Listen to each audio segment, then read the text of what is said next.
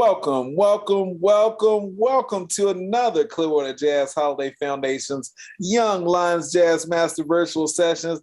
I'm your guest host, Michael Kernodle. I don't know why I keep saying guest host because I'm here all the time, just like our educator of the day, which is Professor Tyler Wertman. And guess what the topic is going to be? Because I know you're ready for this and you're just like, wow, please give us more. Well, the topic of today is how to utilize a trombone on a solo. I am super excited. I don't play trombone, but I know I'm going to learn something from this powerful educator today. So I want to remind you, as you come in, you're welcome to ask any questions. Just go inside that chat feature, type your question in. We're going to leave some time at the end to answer any of them.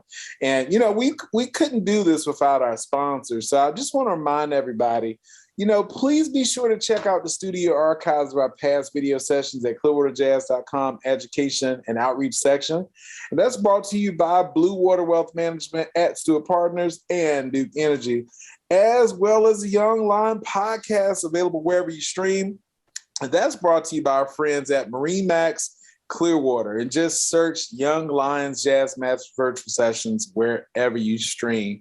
I mean, where do I start? I mean, Tyler's given us so many awesome presentations and sessions on, let me just name a few. Chord progressions, turnaround practice on trombone. I mean, who really don't need to know that? We all need that. Basic trombone fundamentals. I mean, we're talking about developing warm-up regiment, tone, positions on a trombone, tongue and articulation, long tones and lip slurs. I mean, lions and tigers, bears, oh my. I mean, there's so many sessions here. But if you don't know who this great professor is, let me tell you a little bit about him. And then we're going to get started. He is a jazz trombonist. And he's special to us because he works with the Young Lion Master Virtual Sessions and My Journey with Jazz programs. He's a composer, performer, producer. He focuses on jazz and classical styles, but he performs at many ensembles across not only Tampa Bay, but across the country. He's taking them all over the places. So currently, he's an instructor of music at the University of Tampa, where he's presently teaching Introduction to Jazz, as well as World Music Cultures. I mean, he's received his Bachelor of Arts in Music from FSU, you know, it's Florida State University, and a Master's of Music in Jazz Studies from USF, University of South Florida. I think they say the. But without any further wait, Tyler, welcome back. The stage is all yours. Mike, thank you so much. Always very humble to be here. Humble for your introductions, as always. And thank you for the sponsors. Thank you to Clearwater Jazz for having us back. Like I say, every time it's really, I think it's me maybe that gets a lot out of these as well. Hopefully you guys do too. And so today's lesson, it's how to utilize one of these guys in a jazz trombone solo. Not necessarily the mute, but more so the trombone itself. Okay. And so that's something we should somewhat focus on when we're playing our instrument, is how can we achieve, something that's unique and play something that maybe only our instruments can, just to give us an additional flavor. Okay. And it's important to think about what your instrument, maybe it's not trombone, right? What can your instrument do that's different than other instruments? Okay, whether it's how it's produced, how it's made, whether you have different fingers or different fingerings or valves, for instance. How the instrument is being played, different holes to cover. For this instance here, we basically have one giant slide, right? One here as well. This is the tuning slide. That's not what we're focused on today. So with our slide, it acts almost like a human voice does, in the fact that the human voice is not separated by semitones, let's say, or half steps. Okay, we as vocalists can bend pitches through and up and down through different intervals, seconds, thirds, fourths. And that is what the trombone slide can do as well. And it's very unique in the fact that it's able to do this. Okay, there's about 7 positions for every partial on our trombone, which allows us to gliss down and up 7 chromatic notes. Okay, and this gliss is quite different than maybe a gliss from a piano player, right? Because it's separated by this the half steps. Okay, when on the trombone,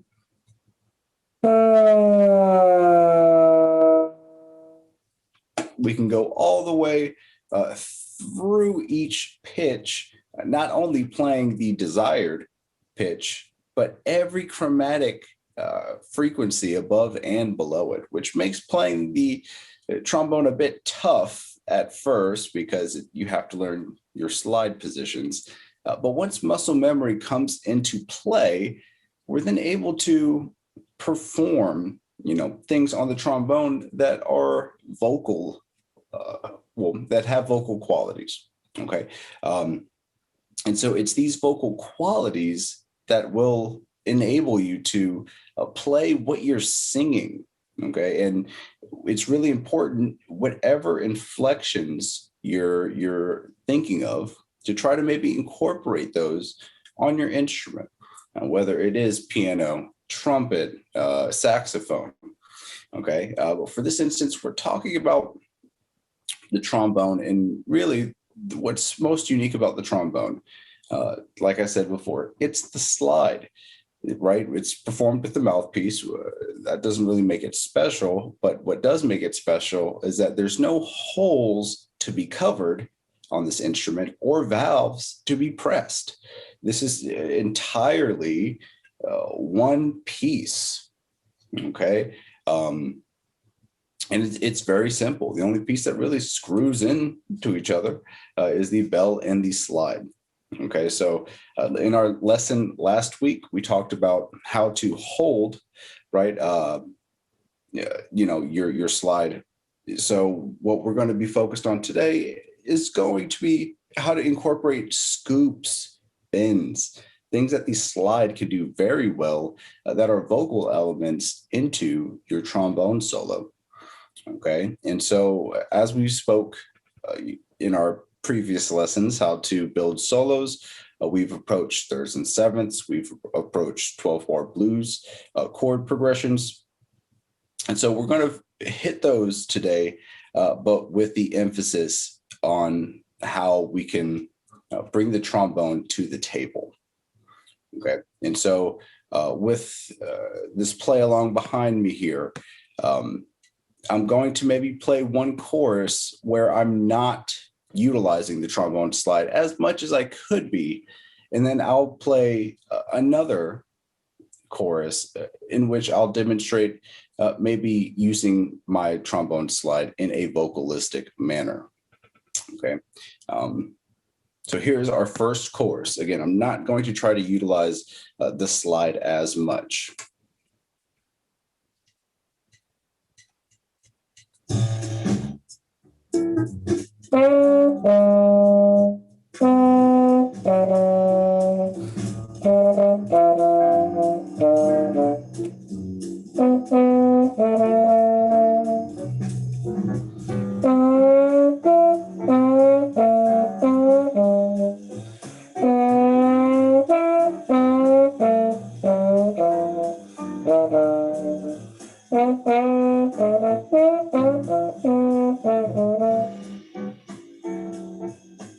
And I tried to play a very, very similar solo in terms of what I'm playing harmonically, how I'm developing the solo into, the next chord and things like that. But hopefully you could hear more of a vocalistic nature with the second chorus. And why might your ear pick up on those vocalistic tendencies? Well, that is because I'm using the slide almost as a voice instead of thinking, as choosing my notes almost as if I'm on a piano. Okay, and that's great for accuracy. Okay, but there's many sayings, and I believe Miles Davis said playing the note is only 20%. It's the attitude of the person playing it that is the other 80%, right? And that's entirely true. You could play certain ideas and they can be very simple, but how are you going to play those simple ideas? Okay, and it could really make all of the difference. Okay, so in that example, again, I'll talk about some things that I sort of did on the second chorus now. Scoops, right? A lot of inflections of a vocalist, especially a blues vocalist. What I was trying to do is get into those thirds and sevenths of each chord change. Okay, and then what that allows you to do as the instrumentalist is to hear these chords, and being a trombone player, right, using a slide, we can't play a billion trillion notes every chorus, and well, a whole bunch of different notes rather. We can just play a whole bunch of B flats and I guess we'll be fine. But again, it's about the attitude of the person playing it. And so you can play very simply in the fact that it has to be placed in the right spots. Okay. Just like all of your playing here, but to make sure we have some vocalistic tendency with this slide, right? We don't want to completely ignore what the slide can bring to the table in terms of being a jazz trombonist. There's a lot of things we need to learn about the slide before we can manipulate it in these ways, which are, like I said before, having that muscle memory of each slide position of each partial. And that is extremely, extremely, extremely important. One way you could do this is I keep multiple clip-on tuners nearby in my case, etc. They make them for guitar. You can use them for your own horn. But what this does, it just helps me, know that my fourth position G, okay, is going to be just slightly different than my fourth position B and my fourth position D.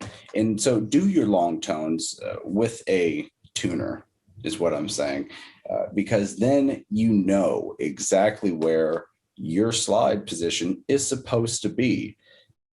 There's a visual reference here, and then you're making a physical reference with your muscles. And now from here, take that information and use it for your accuracy. When you're doing a scoop in, fourth position G, let's say, because you're playing your 4 chord on a B flat blues, which is in concert E flat chord, G works out perfect because that is the third of our chord. Okay. And so if we're scooping into our G, it's going to be obviously below that fourth position line, right?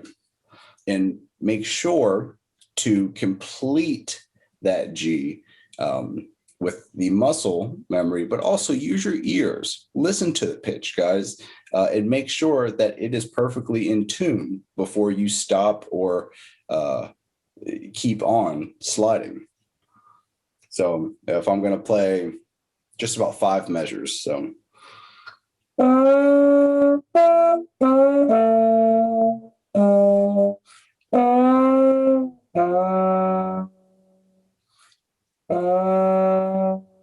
That's the G, right?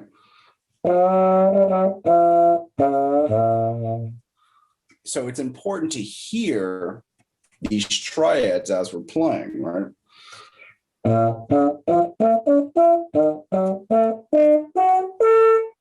So as we're playing, we want to be hearing these chords as they're going along, okay? Or at least the triads, because then you know what the third, what the fifth is, what the seventh is of each chord. And like I said, we've talked about our 12-bar blues progressions before and our thirds and sevenths. And so that is why I'm bringing these up specifically. Okay, and if you're still a little lost watching this, definitely go back in our archives and check out those videos, and then come back to this and then play with what we're doing here. Okay. And so again, guys, just to conclude, utilize the slide in a vocalistic manner. Okay.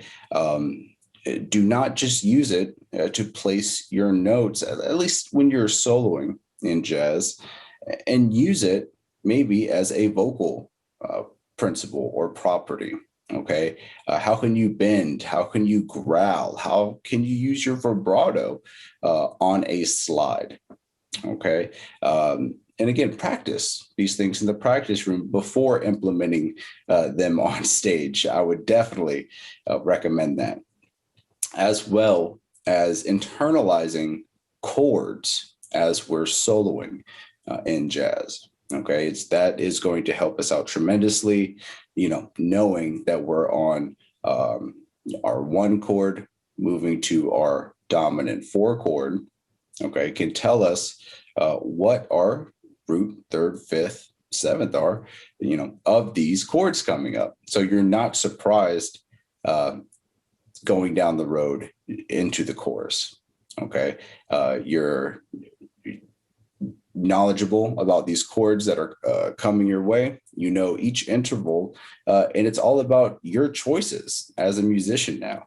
Do you want to play, something bluesy? Do you want to play something more technical? And I think thinking of soloing in that light is a lot more liberating than thinking of, oh, I need to play on a F minor 7 chord now, because you're not necessarily thinking musically in that setting. Yeah. Mike, have you ever distinguished, those thoughts between playing musically and then just kind of ignoring it and just playing what you feel? Well, I think every musician, when you're improvising, they go through that thought process. I know some, they're sticklers on techniques, and they hear the chord. I mean, they see the chord changes and they're like, I have to stick to this. But I'm one that, I'm always trying to be aware of my surroundings, the feel of the ensemble. And, that could change with everybody you're playing with. I mean, fundamentals are fundamentals, but I like to take the risk on some things, and that's where you'll get your original sound. We're all transcribing, and I know you want to sound like Miles, you want to sound like JJ, you want to sound with all those guys, but it's like, what are you bringing to the table? So I think that's vital. Know your fundamentals, know those chords that Tyler was just talking about, but can you bring a little bit of you to share with us as well? And I think that's very, very important. Would you agree? Yeah, and just trying to figure out what that is in the beginning, it can be the tough part. Why can't I get a unique sound out of this solo yet? And that can be frustrating for students. But then, like you're saying, focus on those basics first, and then develop maybe those latter things, because that's how it's supposed to go. It's not supposed to be a divine intervention and then you learn all of your technique, right? Yeah. And you mentioned, is it something that's supposed to sound bluesy? I know sometimes teachers, they jump right into teaching that blues scale, and then you never ever want to play anything else except a blues scale. Look at the different modes. They'll help you as well. But There's nothing wrong with the blues. Don't let anybody tell you there's something wrong with the blues. I've been to many competitions, and I've had some of the pros, some of the best to say, "Hey, I mean, where's that flat third? Can we hear something a little bit of bluesy in here?" I mean, don't totally run away from that, because I mean, it's so strong in the roots of this music. Like, so don't, look at that as a bad thing that your blues skills, but just don't stop right there. Keep on learning. Yeah, absolutely. And my last thing on that is view the blues as its own genre. Excuse me, because it is its own genre. Yes, it has a great foundational staple in jazz, but it is its own genre, right? We have Delta blues, there's Chicago blues, right? And few and far, but just all these different types of vocalists, right? And types of blues in itself. You should understand that before attempting to play quote unquote blues. And I think that blues scale that's taught in school is one of the biggest crutches for approaching that subject to me, because if we think about vocalists, they can sound bluesy, but what makes them sound bluesy, right?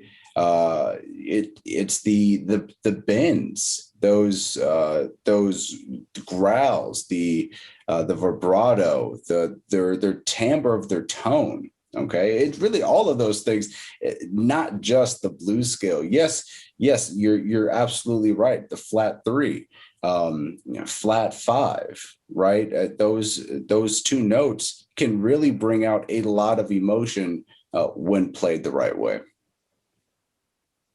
Awesome. I love the way you break that down, Professor. Thanks, Mike. And that's what we try to do here, is just to make sure that we can apply all this great knowledge. I mean, what's the point of knowing all this stuff if you don't know where to put it? You don't know where to apply it. So that's one thing I love about these series that we're doing with the Young Lions virtual sessions, because whether you're a beginner or you're an expert on your horn, I mean, we can all learn something from each other. So I highly recommend that you go back, check out, past archives or these upcoming free sessions. I'm going to stress free, because where can you get this type of education for free? You ask? Well, guess what? www.clearwaterjazz.com/education. Share with everybody all the great things that's happening. And do we want to hear your feedback? Of course. You might have a future session topic suggestion. We want to hear it. Or you might just want to say, hey, I really like to hear Tyler play his horn. I want to hear that more. Well, guess what? Put the request in right at info@clearwaterjazz.com. This has been an awesome session. Thank you so much, Tyler Wertman. I mean, you've been the best. We look forward to the next one. I'm your guest host, Michael Kernodle. And until next time, everyone, keep it swinging. We'll see you then. Take care. Bye-bye.